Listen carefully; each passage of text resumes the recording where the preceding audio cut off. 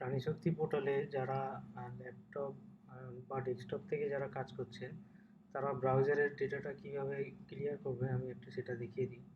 আপনি প্রথমে Google ক্রোমটা open করলেন, ওপেন করার পর প্রাণীশক্তি পোর্টালে ওপেন করলেন।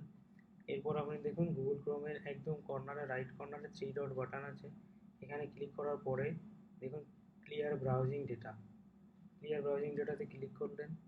ক্লিক করার পরে আপনি এখানে দেখুন যে ব্রাউজিং হিস্ট্রি চেক করা আছে কিনা, কুকিজ এবং আদার সাইট ডেটা, ক্যাচে ইমেজ এবং ফাইল এটাকে সিলেক্ট করা আছে কিনা। এবার একটা জিনিস এখানে একটু মাথায় রাখতে হবে যে এখানে টাইম রেঞ্জটা, এটা আপনাকে টাইম রেঞ্জটাকে একটু বাড়াতে হবে। এখানে লাস্ট আওয়ার যদি করে থাকেন তাহলে হবে না, এই টাইম রেঞ্জটা আপনি অল টাইম করে দিতে পারেন। অল টাইম করে দিয়ে ক্লিয়ার ক্লিয়ার ডেটা করে দিলে তাহলে কিন্তু আপনার ব্রাউজারের ক্যাশে যেটা ধরে আছে সেটা ক্লিয়ার হয়ে যাবে, এবং এরপরে আপনি ট্রিটমেন্ট এন্ট্রি করতে যাবেন তাহলে কোনো রকমের এরর বা কোনো ধরনের সমস্যা আসবে না।